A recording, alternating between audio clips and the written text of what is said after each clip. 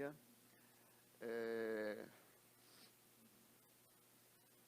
Estão bem? Eu estou bem, hoje eu estou bem. Bem aliviado. Quem me viu ontem aí sabe. Com muita alegria, né, e gratidão também aos irmãos, porque muitos mandaram mensagem aí, e até mesmo os que não mandaram, eu sei que estavam em oração, e eu quero agradecer também, aproveitar esse momento para essa gratidão. Muito obrigado, né? Aproveitar para agradecer aos irmãos por isso. Também quero aproveitar essa oportunidade para parabenizar, né, muitos aí pelo Dia dos Pais, né, dar essas felicitações. E, ao mesmo tempo, eu queria também utilizar desse momento, Dia dos Pais, para dar um anúncio à igreja, de muita felicidade. Obviamente, eu não vou ser pai agora, gente. É só reforçando o que Igor falou. Nós temos um Pai Celestial aí muito maior, né? E é muito bom saber disso. Mesmo que alguns não tenham, né, os seus pais, às vezes, aqui terreno, alguns já partiram. Mas é bom termos a certeza também que um dia encontraremos com Ele, mas saindo de tudo, saber que nós temos um Pai Celestial que cuida de nós e que jamais seremos órfãos, porque nós fomos adotados por Deus, né, através de Cristo Jesus, e é muito bom poder se deleitar em cima disso. Bom, irmãos, nós vamos estar aí concluindo a nossa série, né, Em Busca da Plenitude, né, e eu queria falar um pouco hoje nós vamos meditar um pouco hoje sobre a questão do crescimento. O crescimento é uma coisa que ele é inerente, né, à raça humana. Todos nós almejamos crescer, seja em algumas áreas mesmo diferentes uma das outras, todos nós almejamos o crescimento. Talvez alguns podem discordar, falando assim, depende, que meu filho parece que não quer não, ele só vive o dia inteiro no computador, um exemplo. Às vezes ele quer crescer também, só que é dentro do joguinho. Então, mas ele está almejando crescer. Precisa, na verdade, ser orientado aí, né? Focar o crescimento para as outras áreas da vida.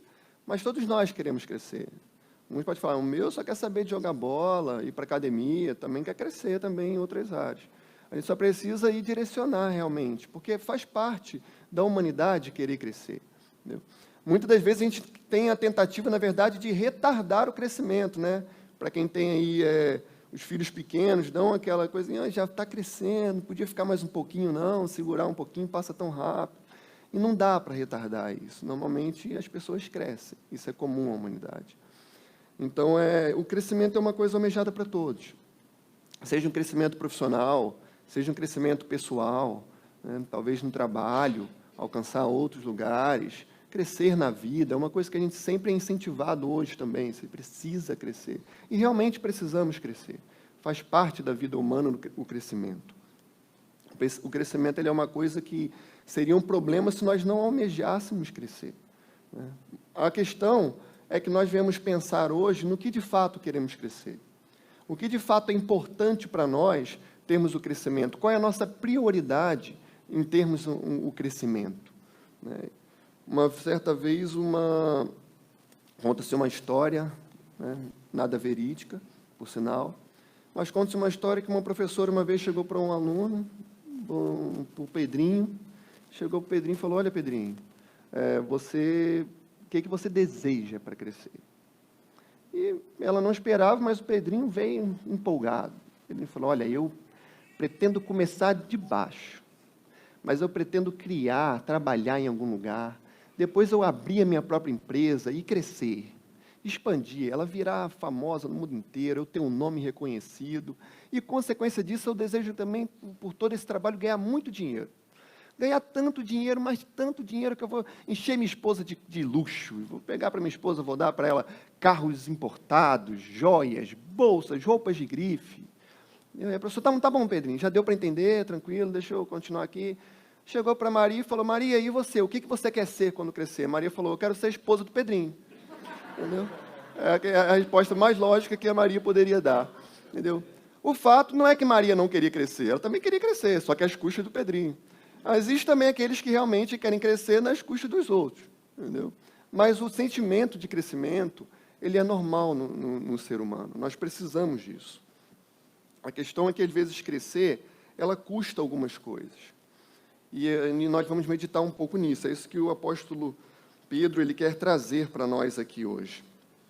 Então, eu convido aos irmãos a abrirem a palavra de Deus no texto de 2 Pedro, capítulo 3. Como foi dito, né, ao findar dessa série, né, nós falamos muitos domingos aqui sobre o que Pedro estava alertando a igreja, né, Pedro falando sobre a igreja pelos falsos ensinos, pelos falsos mestres, exortando a igreja a crescer em Cristo, exortando a igreja a conhecer a palavra, a confiar na palavra.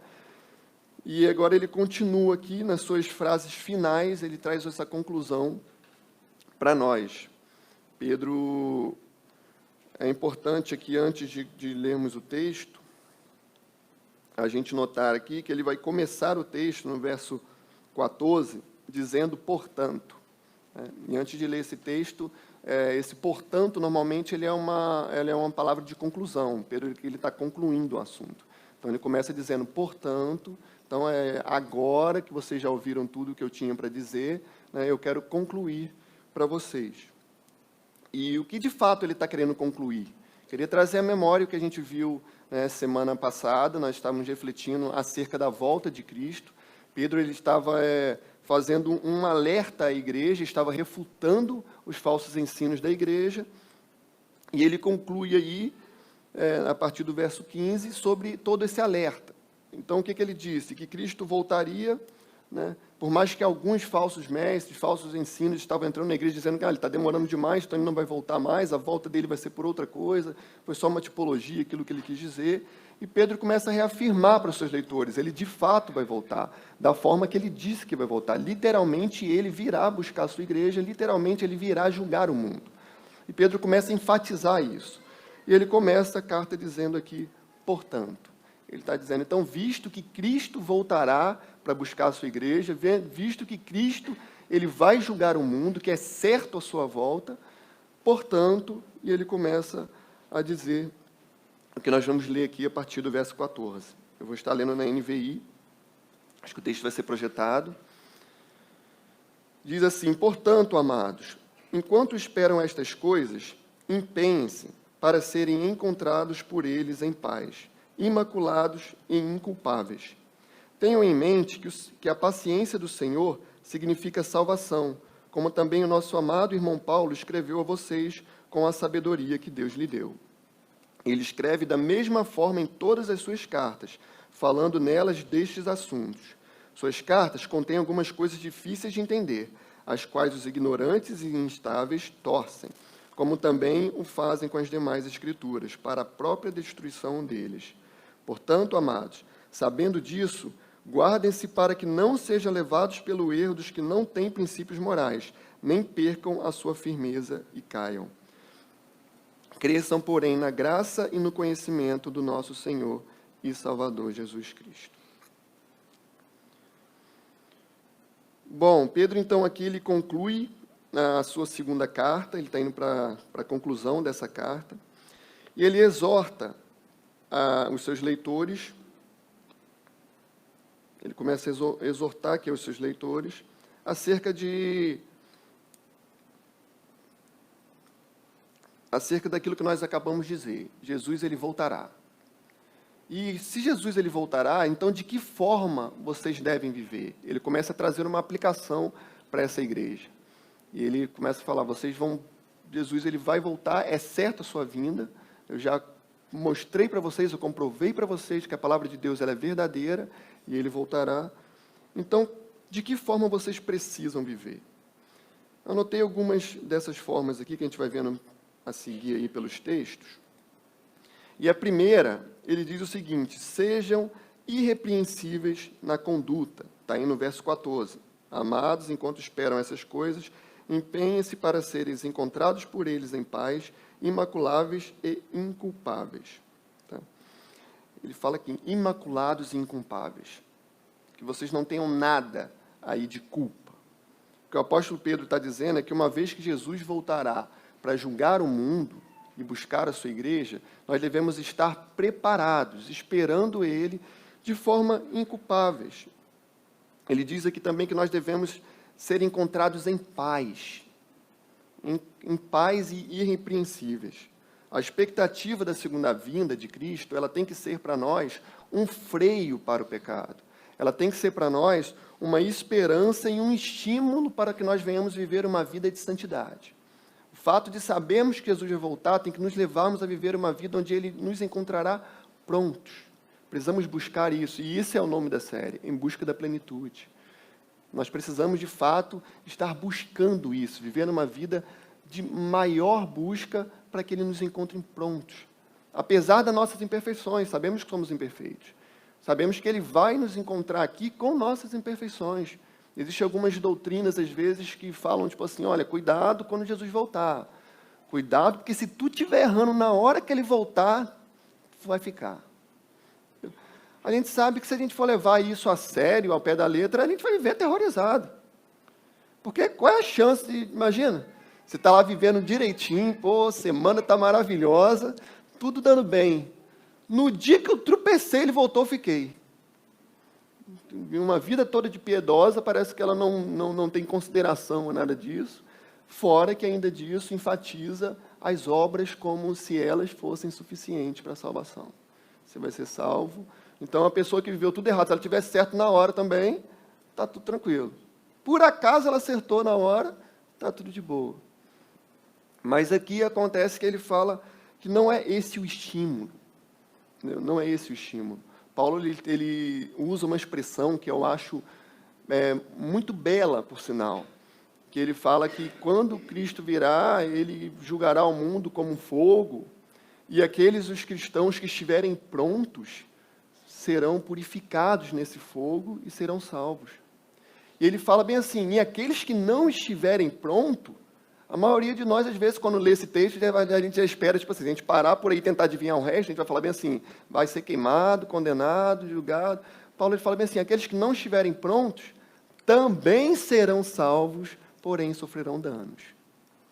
Paulo mostra aqui que a salvação, ela não tem não é por suas obras, pelos seus méritos. Cristo quer que nós estejamos prontos, que quer que nós nos empenhamos, se glorifique o seu santo nome. Mas, de fato, não quer dizer que Ele vai chegar aqui e nós vamos estar encontrados em perfeição. Somos imperfeitos, mas somos um povo que é imperfeito, mas que buscam a perfeição dia após dia, que não se conformam com a sua imperfeição, que não se acomodam na sua imperfeição. E ele fala aqui claramente que essa deve ser a nossa expectativa, de vivermos a nossa expectativa deve produzir santidade em nós, uma vida piedosa, uma vida que de fato aguarde Ele, esperando ansiosamente, prontos para o recebê-lo. Como ele fala isso, quer dizer que é impossível nós aguardarmos a segunda vida de Cristo, né, e ao mesmo tempo a gente envolver em conflitos pessoais. Por isso que ele fala, quando eles chegarem, que vocês estejam em paz, aguardem a vinda de Cristo em paz.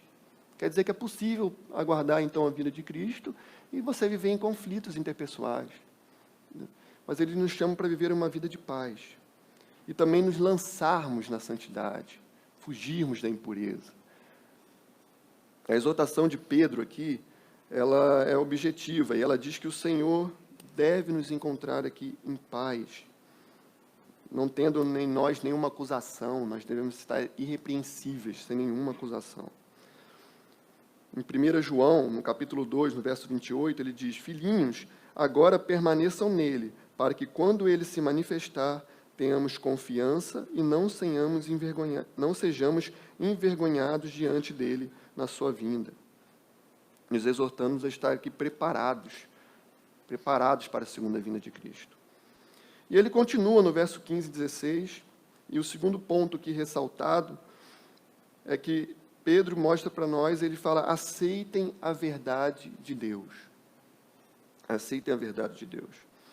Pedro, ele declara aqui que as epístolas, as cartas de Paulo, elas são canônicas e inspiradas por Deus. Por isso que ele cita aqui sobre Paulo, falando que, olha, o que Paulo já tem dito isso em todas as suas cartas, e ele coloca isso para a igreja como uma regra de fé, ele coloca no mesmo patamar que os antigos escritos, o Antigo Testamento, o mesmo poder do que Paulo está falando, ele coloca que aquilo ali deve ser uma regra de fé, obedecida, que faz parte das Escrituras.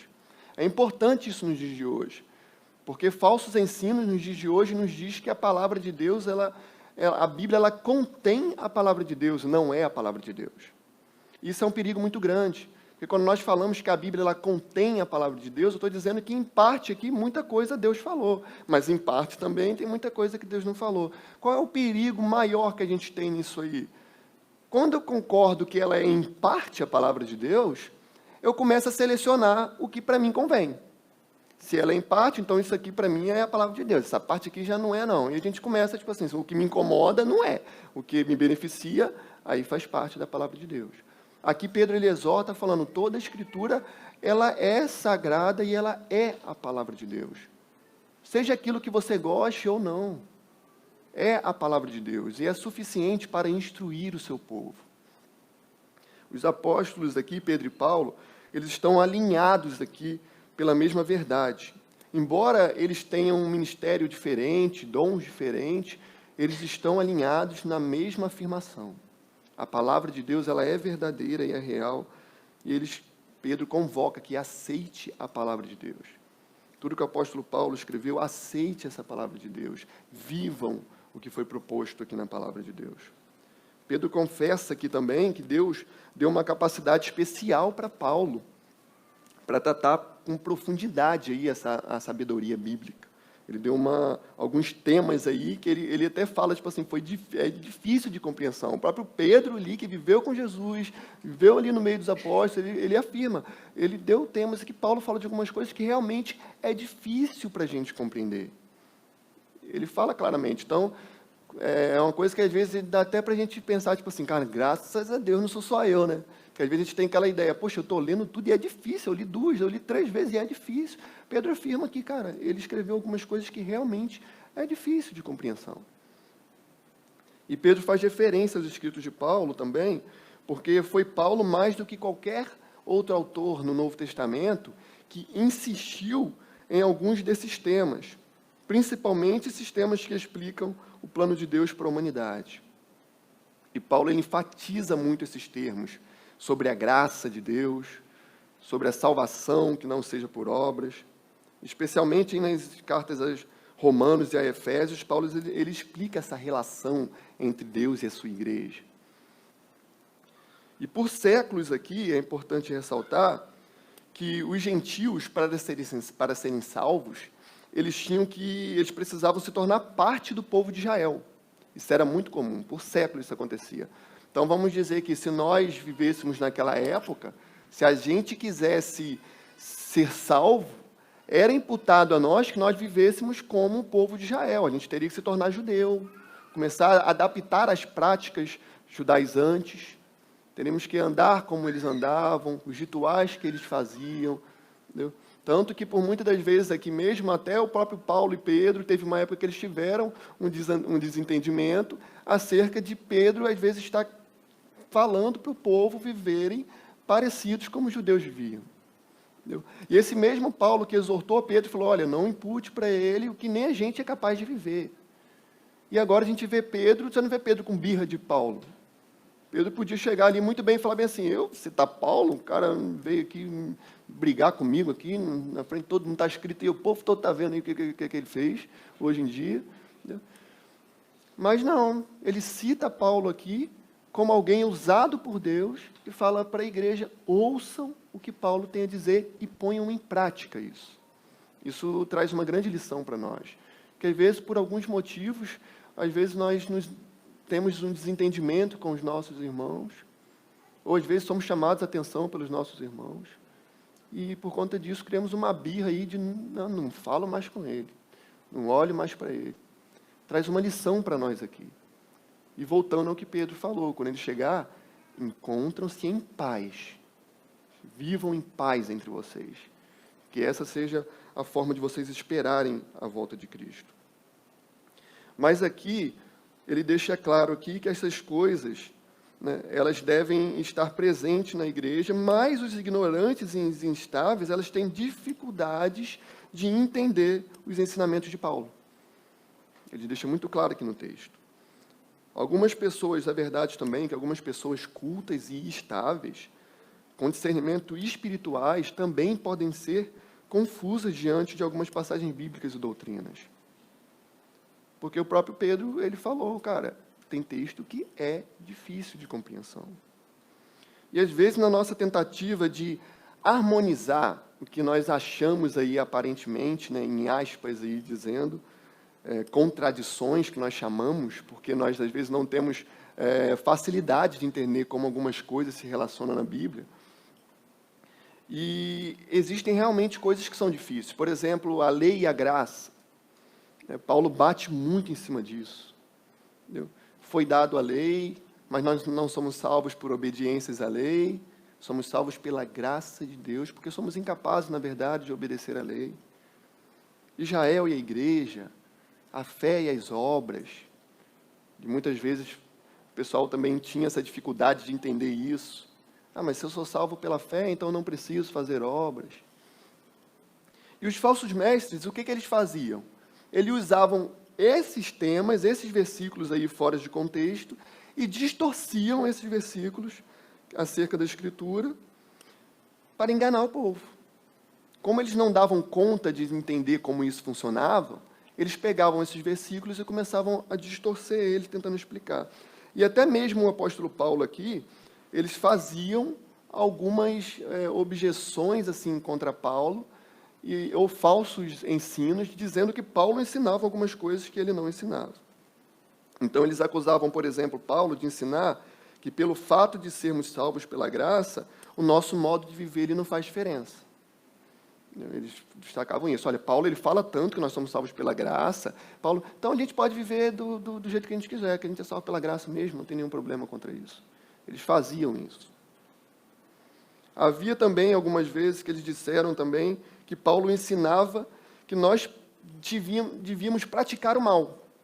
Eles pegavam um texto de Paulo, em Romanos 3,8, conta que eles faziam isso, e eles pegavam um texto de Paulo que era, por exemplo, ele falava, Paulo falava que aonde abundou o pecado, superabundou a graça. Então, o que Paulo está querendo dizer? Pequem, para que a graça seja abundante na vida de vocês, continua fazendo mal. Não tem problema fazer o mal, porque aí a graça vai crescer ainda mais na vida de vocês. O que nós percebemos aqui? Que a maioria das heresias e deturpações bíblicas, ela sempre é um problema que a pessoa tem com algum versículo específico. Toda heresia ela é pautada em cima de algum versículo bíblico. Ninguém faz uma heresia ou um falso ensino acerca de uma coisa absurda, não. Eles pegam uma coisa que está escrito ali, bonitinho, distorcem aquilo para, de fato, enganar o povo. Os falsos mestres eles usavam esses versículos fora do contexto, distorciam o significado das Escrituras e ensinavam um falso ensino para o povo. E Pedro, nessa carta inteira, a gente viu o quanto que ele combateu isso. O quanto que ele falou, fiquem alerta o tempo inteiro. Fiquem o tempo inteiro despertados aí, porque tem falsos ensinos chegando à igreja e vocês podem ser enganados por ela. Pedro está falando aos cristãos salvos, ele está falando bem assim, olha, não achem que vocês são um bambambam, não. Vocês também podem ser enganados por essa mentira. É provável aqui que Pedro ele tivesse em mente os falsos mestres, obviamente. Mas nós devemos também entender que nós, por muitas das vezes, podemos ser parecidos com os falsos mestres. E nós fazemos isso quando nós pegamos a palavra bíblica, os versículos bíblicos, e usamos eles ao nosso favor, a fim de nos beneficiar com isso. Então, algumas das vezes, a gente pega algum versículo bíblico e fala, não, esse aqui ele está querendo dizer isso aqui. Você sabe, no fundo do coração, que não quer, é só uma forma de querer apaziguar o pecado. É só uma forma de não querer ser julgado. Você prefere viver, às vezes, num conforto. Quantas vezes nós já fazemos isso? Já fizemos isso? E isso não é ser diferente dos falsos mestres. Estamos enganando a nós mesmos. Estamos vivendo uma vida de engano para nós mesmos. E a questão aqui, no final do verso 16, também, é que nós precisamos ficar atentos, porque o que acontece com as pessoas que deturpam as Escrituras? A palavra ela é muito clara ao que acontece com as pessoas, e nós precisamos estar atentos, porque ele termina o verso 16 dizendo, como também o fazem os demais Escrituras para a própria destruição deles. Uma coisa que Pedro deixa muito claro aqui é que deturpar as Escrituras, fazer o que bem quisermos para uso do nosso prazer, a consequência disso é a destruição de quem assim o faz. Então precisamos estar alertas em relação a isso. Porque se nós também fizermos isso, a consequência não deveria ser diferente para nenhum de nós. Terceiro ponto aí, a partir do verso 17, o que Pedro traz para os seus leitores é: rejeitem um engano. Pedro aqui ele se dirige, né, aos crentes aqui, alertando acerca do perigo de serem influenciados. Então ele fala: rejeitem esse engano, essa sedução dos falsos mestres. Os crentes aqui já haviam sido prevenidos pelo apóstolo a carta inteira. A gente viu a carta inteira ele dizendo: cuidado, fiquem alerta, acautelem-se, fiquem firmes, durante todo o período. E ele termina aqui na sua conclusão, falando mais uma vez. A palavra grega aqui, que foi traduzida por firmeza para a gente, representa uma posição aqui instável, aqui, é a mesma palavra que eles usavam para falar de algo que ele é fixo, que ele não se movimenta. Para nós hoje, é uma alusão que nós podemos fazer isso, da mesma forma que até hoje os gregos usam isso, essa mesma palavra, para falar de acordo com o universo, na questão do mundo, dos planetas estarem instáveis em órbita do Sol. É a mesma palavra que eles usam aqui para firmeza. Estão firmes e instáveis ali em órbita do Sol. A alusão que nós temos é que a palavra de Deus é como se fosse o Sol e nós vivêssemos em volta dela, em órbita desse Sol, em órbita da palavra de Deus. É tragicamente possível aqui uma afirmação que os verdadeiros crentes eles podem ser enganados e levados ao erro por falsos mestres. O fato de sermos crentes verdadeiros não nos priva de cair em engano. O que nos priva de cair no engano é o conhecimento verdadeiro da palavra de Deus. Às vezes podemos ser crentes sinceros, puros. Eu acredito que há muitas igrejas aí, com às vezes doutrinas erradas, existem cristãos ali que amam a Cristo, mas que de fato, pela falta do conhecimento em Cristo, foram enganados. E nós não somos diferentes, podemos também ser enganados. E por isso Pedro fala: aprofundem-se no conhecimento, conheçam a palavra da verdade. Nós encontramos em 2 Pedro aqui, só no capítulo 3, a gente vê aqui 4 declarações com amados. A gente, no verso 1 e 2, ele fala aí: amados, vos recordem, se lembrem. Ele começa dizendo isso: quero lembrar vocês. Depois, no verso 8, ele fala: amados, vocês não devem esquecer. No verso 14, ele fala: amados, se empenhem, que foi quando nós começamos a ler. E no verso 17, agora ele fala: amados, guardem-se. Você vê que aqui em todo o tempo ele está alertando aos seus leitores: fiquem atentos, se despertem, não se esqueçam disso, se empenhem, isso que guardem, estejam guardados. O termo traduzido aqui também por guardem significa estar constantemente guardando a si mesmo. Certo? É muito comum do Evangelho nós estarmos preocupados com o próximo. É comum e correto. Devemos viver uma vida de preocupação com o nosso próximo, servindo e doando ao próximo. Mas Pedro ele também mostra aqui que nós devemos também estar preocupados conosco. Nós não podemos também tirar os nossos olhos da nossa vida como se nós fôssemos impenetráveis. Ele fala da mesma forma que guardem-se, estejam atentos com a vida de vocês. É uma responsabilidade nossa também guardar, estar atento. Os leitores de Pedro aqui, eles conheciam a verdade. Eles já ouviram a primeira carta de Pedro inteira, eles estavam vendo a segunda carta de Pedro inteira, e ele continua dizendo para ele: vocês conhecem a verdade. Pedro dirige-se a ele como eleitos de Deus, o povo de Deus, no qual Deus escolheu, guarda, o mantém em segurança. E a esse mesmo povo, Pedro fala: fiquem atentos e guardem-se.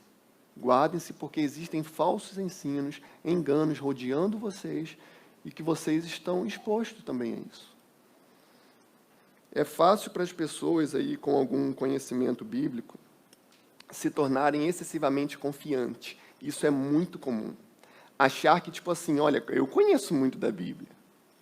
Eu já li ela toda 1 milhão de vezes, nasci na igreja, tenho 50 anos de igreja, nunca nem desviei.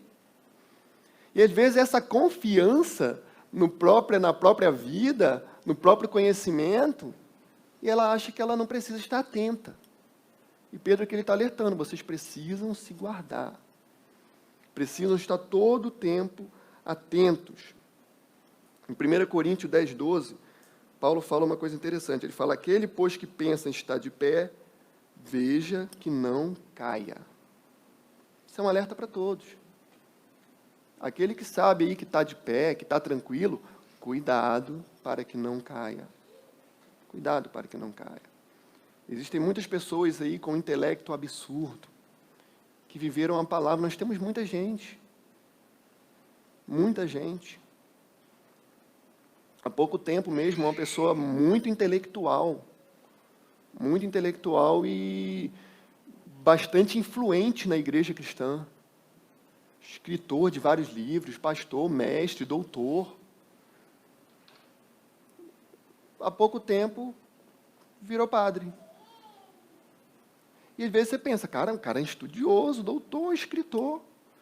Quantos pastores nós já vimos aí também, intelectuais, grandes, que você fala, caraca, deixou o evangelho, saiu, viveu tanto tempo nisso.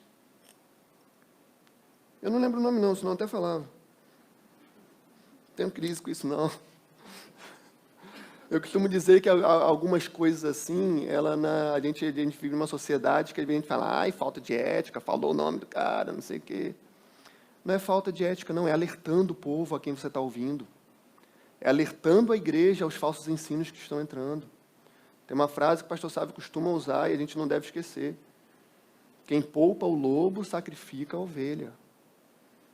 Se nós, de fato, não alertarmos a igreja, não alertarmos o povo de Deus ao falso ensino, muitas das vezes ele vai se adentrando na igreja e nós não vamos nem percebendo.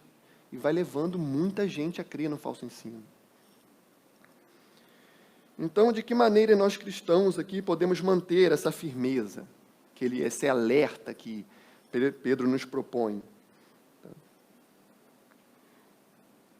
Nós sabemos aqui, claro, que nós podemos ser facilmente aí seduzidos, mas Pedro ele fala aqui, ele conclui no 4º ponto aqui dizendo, cresçam no conhecimento e na graça. Está aí no início do verso 18. A tradução literal aqui desse versículo é estejam constantemente crescendo. A partir do momento que nós começamos a achar que nós já crescemos o suficiente, que está tudo bom, há algo de errado aí. A ideia é que nós estejamos sempre em constante crescimento. Nunca seremos bons o suficiente. Nunca saberemos o suficiente. Precisamos estar em constante crescimento. E não se trata aqui de crescer aos solavancos, não. A ideia aqui é que nós precisamos experimentar um contínuo desenvolvimento. Em vez de dar atenção às heresias, aos escarnecedores, aos crentes que estavam sendo desafiados ali, a se apegarem ainda mais à palavra, nós devemos, de fato, crescer em conhecimento. Muitas das vezes a gente tem uma ideia de, tipo assim, para eu ficar guardado aqui das heresias, eu preciso conhecer elas. Então, vou embora. O que estão falando de errado aí? Vamos embora atrás, vamos embora atrás, vamos embora atrás. Você vai ter muito tempo da sua vida fazendo isso. E não vai ser suficiente, não, porque o ser humano é um ser criativo. Toda hora ele inventa uma forma nova aí de falar normalmente a mesma heresia, só uma forma nova de introduzir. Mas eles estão sempre aí, em constante desenvolvimento. Inventando. Então, se você tentar se proteger conhecendo as falsas doutrinas, você vai se esforçar tanto e não vai ser o suficiente. A forma aqui que Pedro nos exorta é conheçam a verdade. Porque se vocês conhecerem a verdade, quando aparecer mentira, é fácil. Vamos saber, tá bom, não é igual a verdade, já é mentira. Não precisa de muito enrolo. Mas a questão aqui é mais do que isso. A questão que ele é chamado aqui, no verso 18, ele fala, cresçam, porém, na graça e no conhecimento. Quanto mais o crente ele se alimenta da palavra, mais eles crescerão em graça e no conhecimento de Jesus Cristo. Crescer na graça aqui, que ele está falando, significa com frequência aqui experimentar às vezes até tribulações e sofrimentos. Porque até por meio de tribulações e crescimentos e sofrimentos, nós crescemos. Normalmente são os meios que nós mais crescemos. Se nós apagássemos aí todos os momentos difíceis que nós passamos, a gente vai perder muita coisa boa que a gente aprendeu. Muitas lições. Quem você é hoje, tudo que você se tornou, tudo que você aprendeu, o quanto você evoluiu, o quanto você cresceu, se você for colocar num papel aí, a maioria desse crescimento, dessa maturidade, ela veio por meio de momentos difíceis que você passou. Por meio de tribulações que você passou. Eu sei que às vezes a nossa postura, a primeira vez quando a gente passa por uma coisa difícil, a primeira coisa é, Senhor, tira isso logo, repreende Satanás aí, está fazendo alguma coisa. A minha avó, coitadinha, ela tropeça assim, tropeça mesmo, está andando, dá uma tropeçada assim, Satanás já tentou me tombar hoje umas 2 vezes. Eu falo, calma, vó, a senhora tem que mexer nesse ressalto aí na sua casa desse tamanho também, né? Mas a gente tem essa ideia. Tudo que acontece, a gente acha que, tipo assim, nossa, tem que ser livre logo, que é Satanás querendo me derrubar. Processos difíceis, Deus usa também para forjar o nosso caráter. Muitas das vezes, crescer em graça significa passar por esses processos, passar por essas dificuldades. Precisamos enxergar essas coisas como também métodos que Deus usa para nos forjar e nos ajudar a crescer em graça. Obviamente, quando as situações ruins acontecem, elas são desagradáveis. E não é fácil viver. Você não vive também, olha, estou crescendo em graça, olha, está tudo ruim, mas graças a Deus, você não vive esboçando um sorriso no rosto, como se tudo estivesse bem, mentindo para você mesmo, dizendo que você está com uma dor tremenda no coração. Momentos difíceis são momentos difíceis. E há tempo mesmo de choro, de planto, a Bíblia é clara em relação a isso. Há tempos mesmo que são difíceis, nós devemos chorar em tempos difíceis.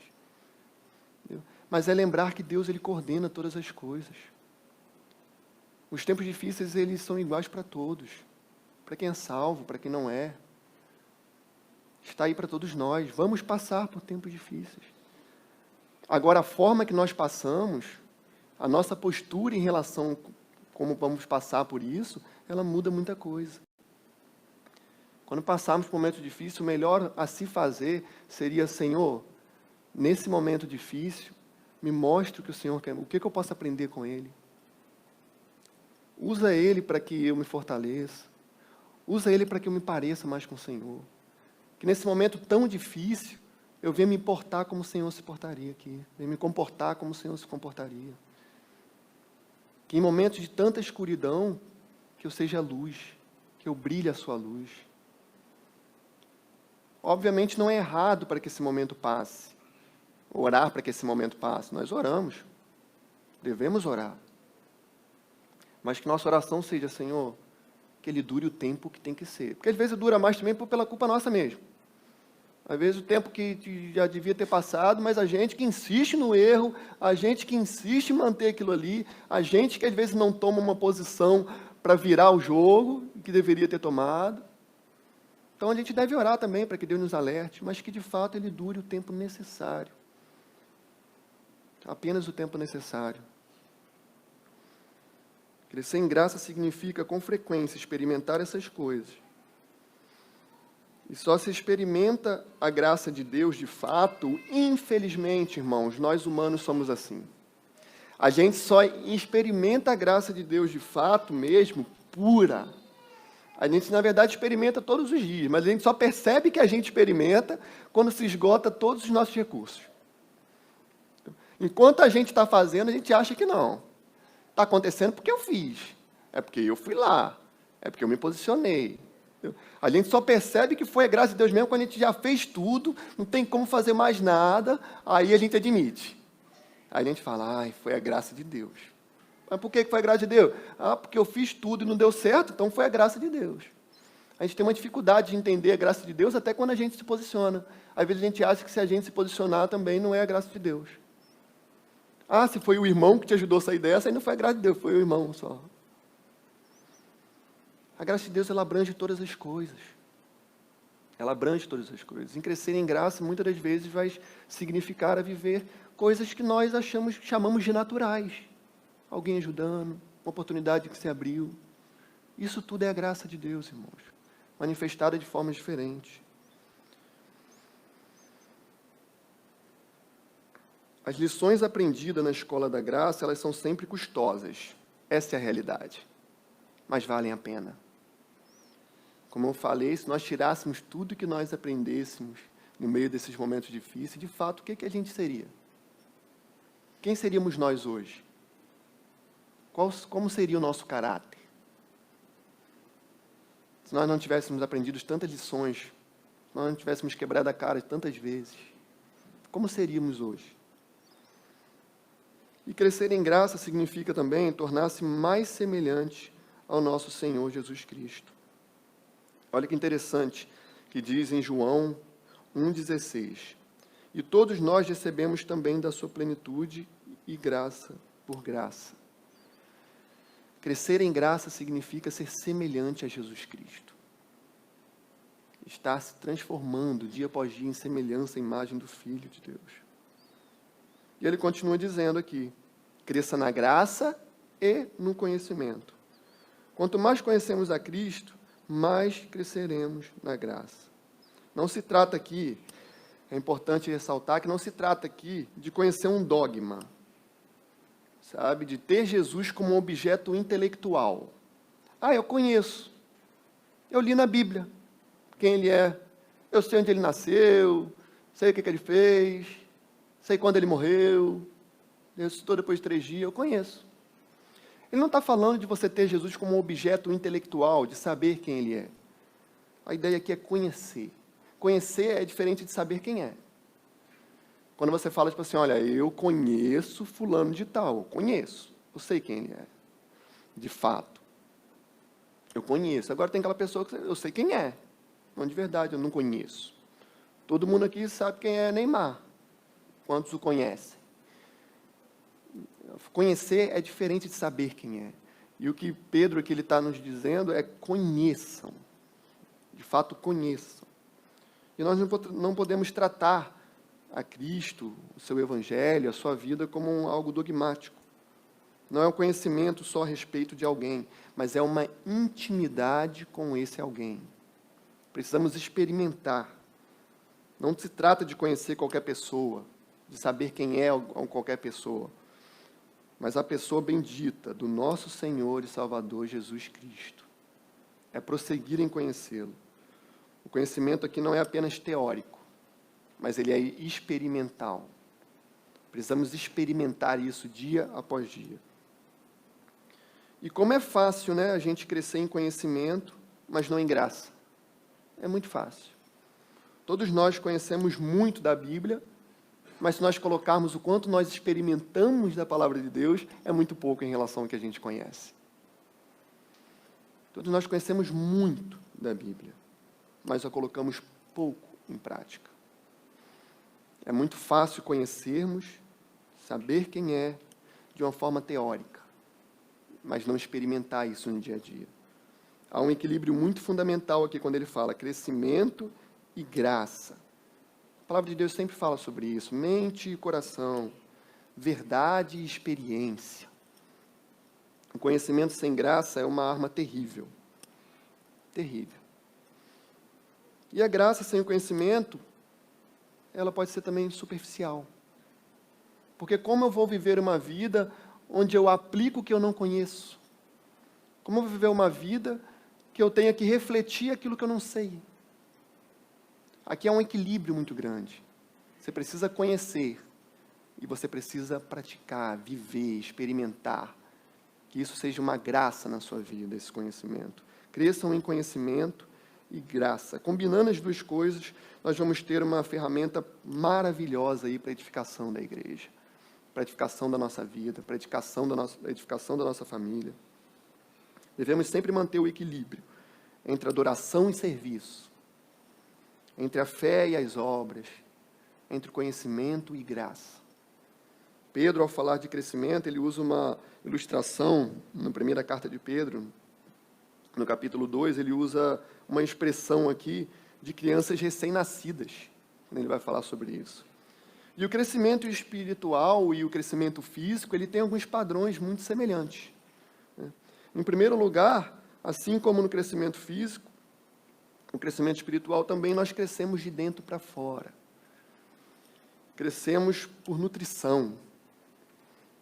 Assim como um bebê ele se alimenta e isso vai gerando dentro do seu corpo, vai nutrindo no seu corpo e ele vai crescendo, evoluindo, com a vida espiritual não é diferente. Precisamos nos alimentar da palavra de Deus, para que isso gere em nós um crescimento sadio. O bebê ele precisa de uma família para dar uma proteção. Ele não cresce sozinho. Ele entende que ele é indefeso e que ele precisa de pessoas para estar com ele. Daí a importância de nós vivermos numa família carinhosa, daí a importância da igreja local. De entendermos que precisamos, para o nosso crescimento espiritual, um dos outros. Não crescemos sozinhos. Cristo nunca nos olha como alguém sozinho. Existe uma frase muito famosa no dia de hoje, que o pessoal fala, a igreja sou eu. Não, a igreja não é você. A Bíblia é clara quando ela fala que vocês são chamados de pedras de um edifício, membros de um corpo. Você não consegue ser o corpo inteiro, você é uma parte disso. Você precisa estar inserido no meio do povo de Deus, vivendo no meio do povo de Deus. E qual é o resultado desse crescimento espiritual? É a promoção, a altivez, se tornar meramente intelectual, subir um patamar acima dos outros. Pedro conclui aqui nos mostrando que o resultado do crescimento espiritual é a glorificação de Deus. Por isso ele termina no verso 18, cresçam, porém, na graça e no conhecimento de nosso Senhor e Salvador, Jesus Cristo. No final ele aponta para aquele que merece toda a honra, glória e louvor. Pedro conclui aqui a sua carta com uma doxologia. A ele seja a glória, agora e para sempre. Amém. Jesus é o centro dessa carta inteira. Em momento algum, Pedro quer que você... Essa é a instrução para que você viva uma vida. É um Pedro Coach. É uma instrução aqui para você ter sucesso em tudo que você quiser. Aqui, se você seguir isso aqui, você vai arrebentar. A ideia não é essa. O centro de toda a carta é de toda a Bíblia. De toda a Bíblia inteira. É Cristo. Jesus é o centro da história e da eternidade. Foi por meio dele e para ele que são todas as coisas. Precisamos nos lembrar disso, para que nós não venhamos crescer, achar que estamos crescendo por conta de intelecto, ou por conta do nosso esforço. Estou crescendo porque eu estou lendo aqui, eu estou acordando às 5 horas da manhã. Se não fosse Deus dando Jesus Cristo, entregando o seu Filho para morrer em nosso lugar, de fato nem compreenderíamos esse Evangelho. O fato a realidade do Evangelho é que nós somos incapazes de vivermos uma vida perfeita. A realidade do Evangelho mostra que para nós nos resta a condenação, porque o salário do pecado é a morte, nós pecamos dia após dia. Mas a realidade do Evangelho mostra que Cristo enviou o seu Filho Jesus para morrer em nosso lugar. Levar a nossa culpa, levar o nosso pecado, apaziguar a ira por Deus. E hoje, nos dias dos pais, é uma alegria dizer que por meio de Cristo, nós fomos concebidos e adotados, chamados filhos de Deus. Não somos órfãos. Temos um pai que deu a vida do seu próprio filho em prol de nós. Ele deve ser glorificado agora e pelos séculos sem fim. E por isso Pedro termina desse jeito. Ao fazer uma revisão dessa carta aqui, não se pode deixar de observar a urgência de sua mensagem. Os apóstolos aí, os falsos mestres, eles estão aí trabalhando duro no nosso meio. Duro.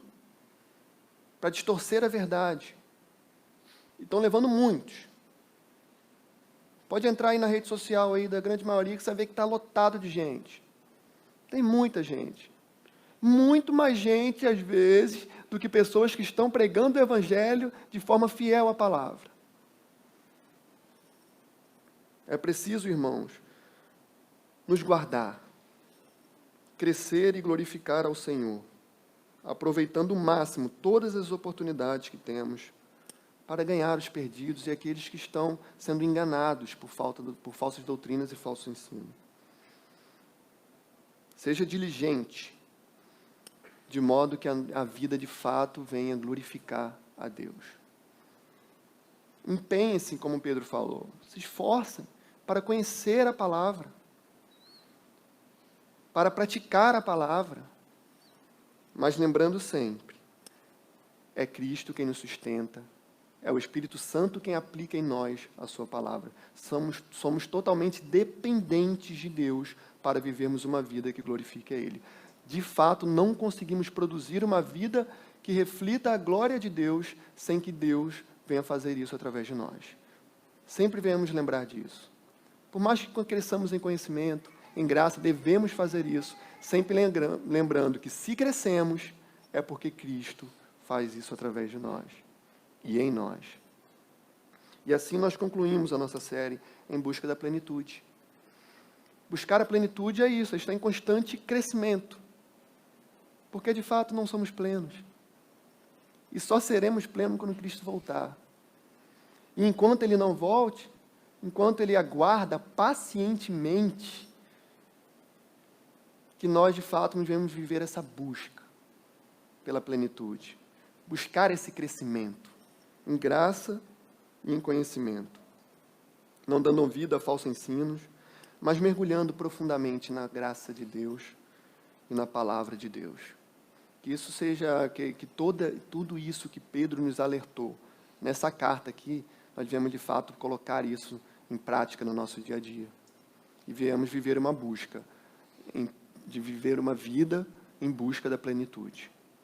Amém? Vamos orar?